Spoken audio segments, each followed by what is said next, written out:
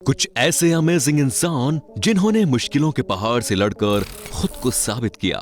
Number 4, मेलाथियन Isabel विज़नेस। Indonesia की दो बहनें मालती विज़नेस और इज़ाबेल विज़नेस ने बाली द्वीप को प्लास्टिक कचरे से मुक्त करने की जिम्मेदारी सन 2013 में अपने हाथों में ली।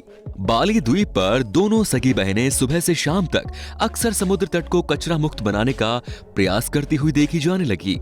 12 वर्षीय मिलाती और 10 साल की इज़ाबेल ने इस काम के लिए एक कैंपेन चलाकर 1200 स्टूडेंट्स को अपने साथ जोड़ा। ये दोनों बहनें टेड टॉक का भी हिस्सा बन चुकी हैं और इनको इस काम के लिए BAMBI अवार्ड से भी नवाजा गया है।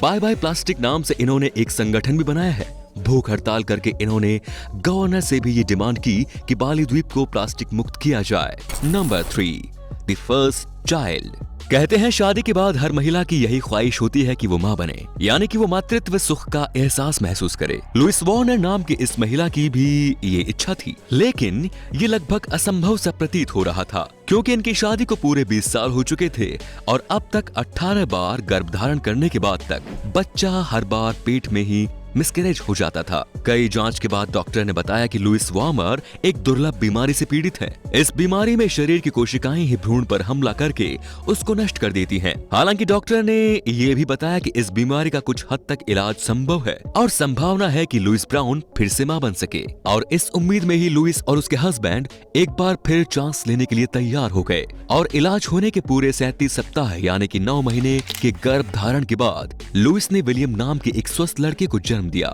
आखिरकार 48 साल की उम्र में लुइस को मां बनने का सुख प्राप्त हुआ और आप समझ ही सकते हैं कि इतने समय बाद मां बनने की उनकी खुशी को शब्दों में बयां नहीं किया जा सकता। Number 2, wheelchair pro body builder. Texas में रहने वाला निक स्कॉट नाम का ये लड़का जब 16 साल का था तो एक कार एक्सीडेंट का शिकार हो गया। वहां से जब इसको हॉस्पिटल में ले जाया गया तो वहां डॉक्टर ने कहा कि निक अपने पैरों पर अब कभी भी चल नहीं पाएगा। ये बात सुनते ही निक के सारे सपने चकनाचूर हो गए। लेकिन कहते हैं ना कि सपने पूरे करने के लिए पैरों में नहीं बल्कि हौसलों में जान होनी चाहिए। निक समझ चुके थे कि अब वो ना तो फुटबॉल खेल सकते हैं ना ही अन्य स्पोर्ट्स में भाग ले सकते हैं। इसीलिए उन्होंने बॉडी बिल्डिंग में ही अपना हाथ आजमाने का संकल्प लिया।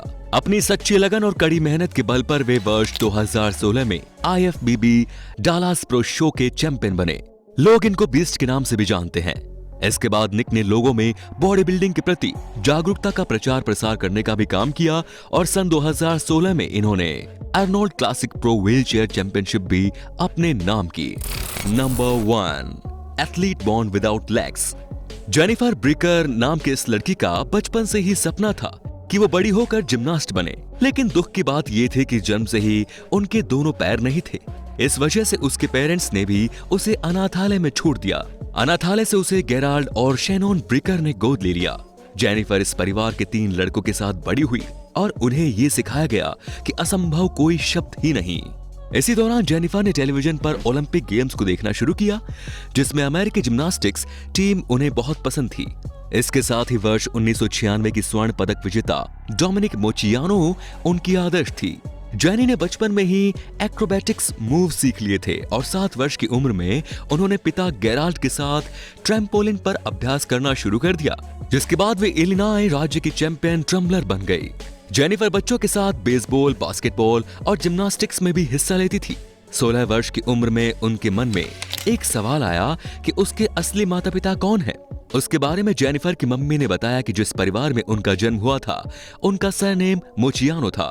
जेनिफर तुरंत पहचान गई थी कि ओलंपिक स्वर्ण पदक विजेता जिम्नास्ट डोमिनिक मोचियानो उनकी बायोलॉजिकल बहन है। 4 वर्ष बाद जेनिफर ने डोमिनिक मोचियानो को लेटर भेजा। इस जानकारी के उजागर होने के बाद जेनिफर अपनी बहनों डोमिनिक और क्रिस्टिना से मिल पाई। तो दोस्तों, ये थे कुछ अमेजिंग इंसान। अब आप हमें कमेंट में बताइए कि आपको कौन सा इंसान सबसे ज्यादा प्रभावशाली लगा। धन्यवाद।